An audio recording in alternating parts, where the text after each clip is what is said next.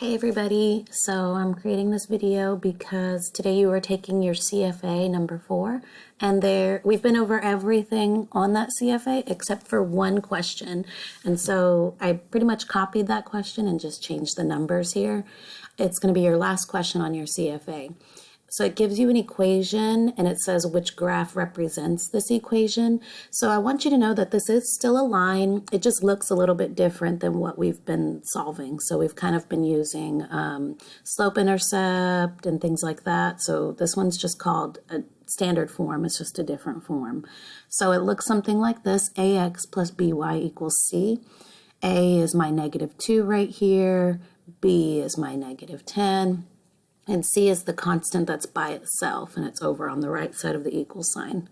So the way we use this is we have to use the equation to solve for our x and y intercepts. It's kind of like a shortcut. There's a couple ways that you could do this. The way I'm going to show you is just a shortcut. If this completely confuses you, I want you to know that you can still take this equation and you can put it in y equals mx plus b form if you want and get y by itself. But that's a lot more work. I'm going to show you the shortcut. So we need to find our x and y intercepts, so that way all we have to do is plot those 2 points and then connect our line. So in order to find the x-intercept, we need to cross out the y and any constants that are in front of it. So I'm just going to cross this out. All right, why did I do that? Well, because remember when I showed you last week, it was a table and we were trying to figure out the x and the y intercepts, and we talked about attributes of linear functions like finding the x-intercept. And whenever we found the x-intercept, it was whenever y equaled 0. So really, instead of crossing it out, I want you to think of it as this. If I were to plug in a 0 for this y, then what happens to it? Well, 0 times -10, it's just 0. And so that's why I say just cross it out. So anytime we're looking for an x-intercept, you're going to cross out the y and any constant that's in front of it. And then what you'll do is you'll take what's left, -2x equals -50, and you have to solve for x. -2x equals -50. Well, this is something that's really easy and we should be able to do.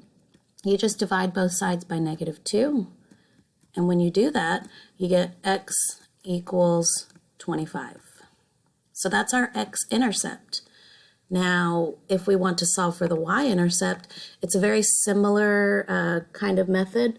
What we have to do is this time is we would cross out the x and any constants that are attached to it, and we would find our y-intercept by solving for y.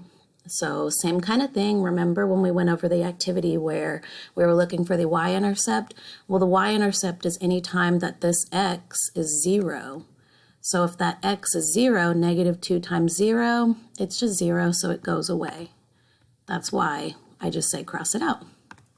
So now what we're left with is -10y equals -50. That's something that we can solve in our head, hopefully.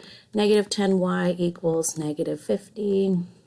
Divide both sides by -10, and you would get y equals 5. So now I have my x and my y intercepts. I want you to kind of take these 2 points and plot them on the graph. So I have a big graph down here. Let me try to zoom out. Move this up here. And since my x-intercept is so big, I'm going to count by 5s on my graph, okay? Just because I don't have 25 spaces here. All right, so my x-intercept, we're going to count by 5s. This is 5, this is 10, this is 15, this is 20, and this is 25. So my x-intercept is going to be 25, so I'm going to plot this point in red. I'm going to color it real big. So there's my x-intercept at 25. All right, I'm just getting that from here. X is 25, that's where its x-intercept is. And then my y-intercept is 5. Well, I counted by 5s on my x-axis, so I have to do the same for the y's. So I'm counting by 5s. Here is my 5. I'm going to do a nice big red point here. So I have my x and my y intercepts now. All I have to do is connect those 2 points. Let's see, what's my slope? Down 1, right 5. So 1, 2, 3, 4, 5. 1, 2, 3, 4, 5.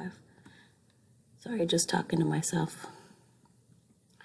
All right, so it's going to look something like this. All right, I'm trying to align it up as best as I can, but there we go. Oops. All right, so to recap, this is an equation in standard form. It looks something like this: ax plus by equals c. And then to find the x-intercept, we just cross out the y and any constants in front of it, and then solve for x. We got x equals 25. The y-intercept, you do similar method. You cross out the x this time and any constants in front of it, and then you solve for y. So we got x was 25 for our x-intercept. Now remember, this is also known as our 0. We talked about that. This is our 0. You'll also see that in your CFA. Anytime it asks for the 0 of a function, it's asking for your x-intercept. All right, so our x-intercept, or our 0, is 25, and then our y-intercept, or also known as b, usually, is going to be 5. I counted by 5s on my graph, so 5, 10, 15, 20, 25, that's my x-intercept. If I count by 5s on my x-intercept, I have to do the same for the y-intercept. So there's 5, and connect the 2 points, and there's your line. All right, so today we will not be meeting, but this is just a little bit of a helpful note for your CFA today.